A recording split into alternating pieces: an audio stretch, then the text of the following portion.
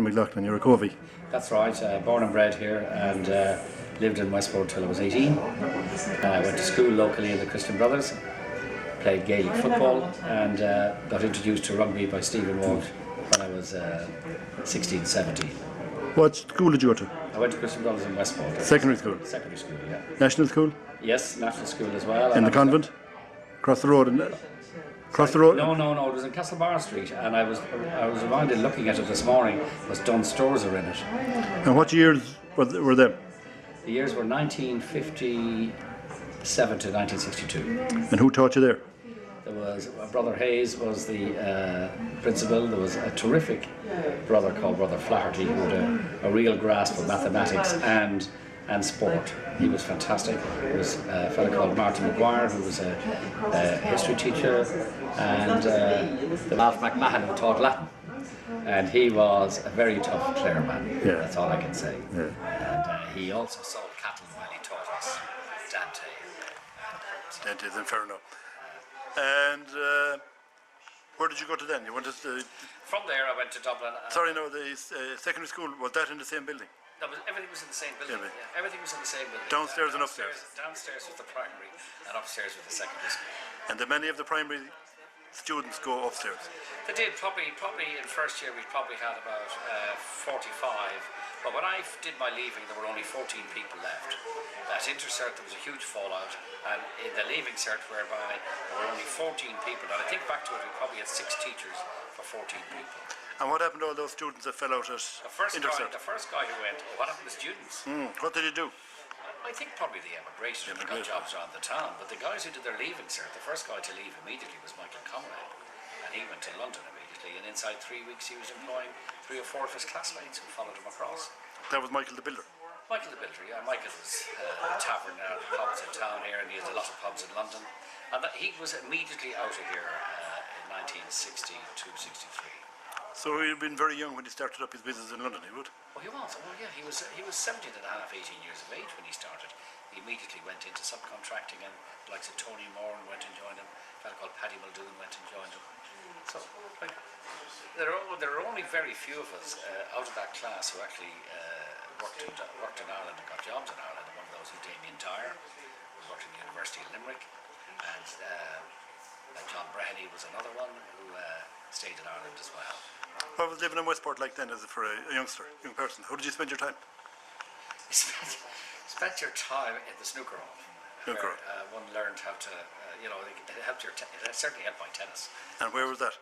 That was in the Octagon in the town hall. In the town hall. But basically to grow up in a small town in the 50s, certainly in the early 60s, was fairly repressive. It was a very closed society and nothing much happened.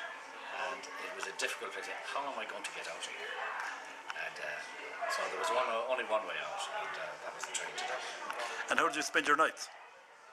Well, you didn't really. There weren't any nights. There was, I suppose, in school there was training on a Tuesday and Thursday, and there was a match on a Wednesday, and then I ended up doing some rugby training. But there was virtually nothing to do at night time. Would you go to cinema or go to dances or?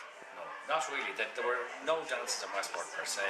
Your big dances would have been in Pontoon, in the TF, in Ballyhaunis, and these are the and Turin, which. And was the Starlight wasn't there in your time, was it?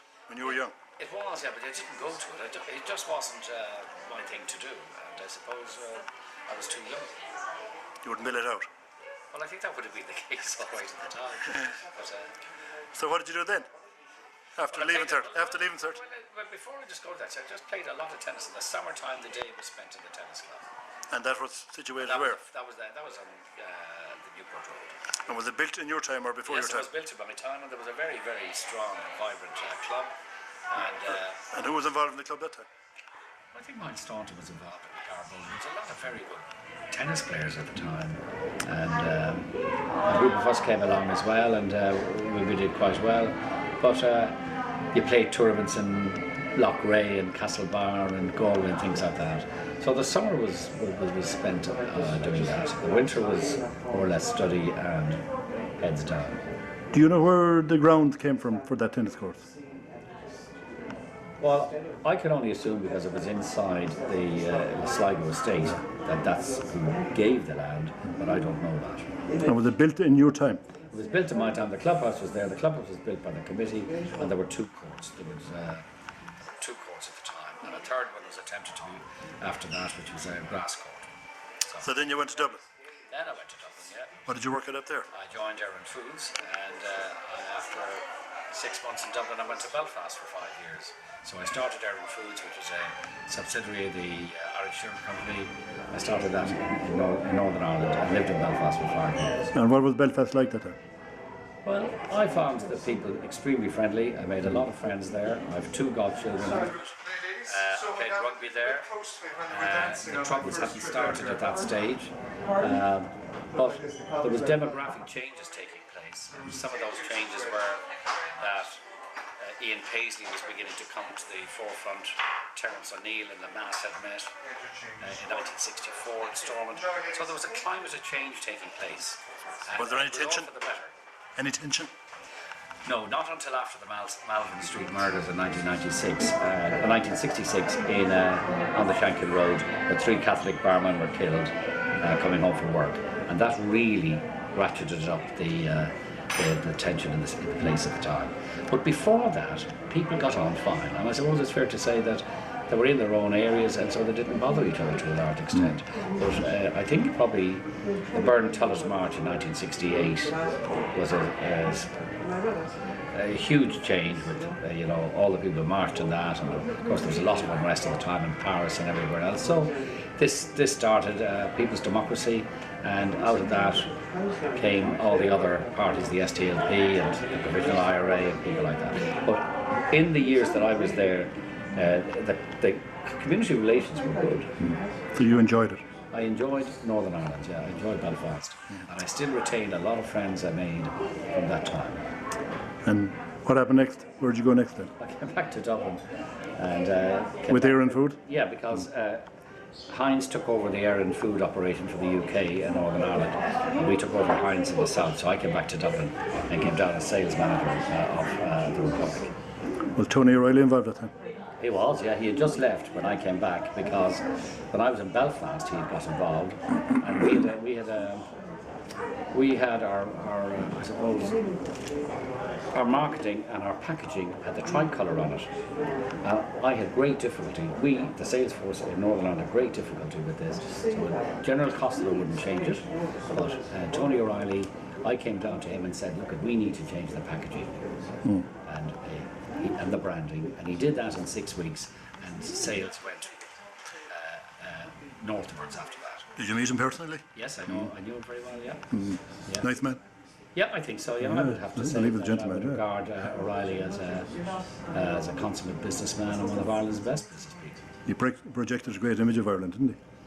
Well, he did things. He did, like, for example, he was the first Irish person to go into a corporate body like PLC, like Heinz, and get to the top. And that was a huge achievement for an Irish person to do that. He then started the Ireland Fund, realising that there's only one way that can solve this, and that's bringing people together, getting money in, and trying to get the communities to work together. So, and thirdly, he believed in brands. And when Waterford Glass got into trouble, and he went in and tried to help there. And so I admire him for following his modus operandi all these years, which is brands. He believed in brands, and he believed brands would work. Not to mention his prowess on the pitch. Correct. I was in Twickenham in 1970 when he was called in as a late replacement. There was a fellow called Billy Brown from Malone had broken his leg, and the word spread that O'Reilly is playing, taken out of retirement. And he arrived in his Rolls Royce, because he was working for Heinz in Britain at the time, to Twickenham. But somebody said after in the middle of the game that he should really get his chauffeur and go home. So, it was Tony's last game for Ireland, but he was an outstanding rugby player and very, very exciting to watch. So where did you go from there then? From there, I worked for Aaron Foods for the next 5 years till 1975, and then I went into the life assurance industry. And you're still there? I joined Canada Life, and I'm still here. Canada Life. You're still working, yeah? Still working. Still working. I take more time off. I believe in every business one should marry a lifestyle of time and work. When you're in work, you're in work.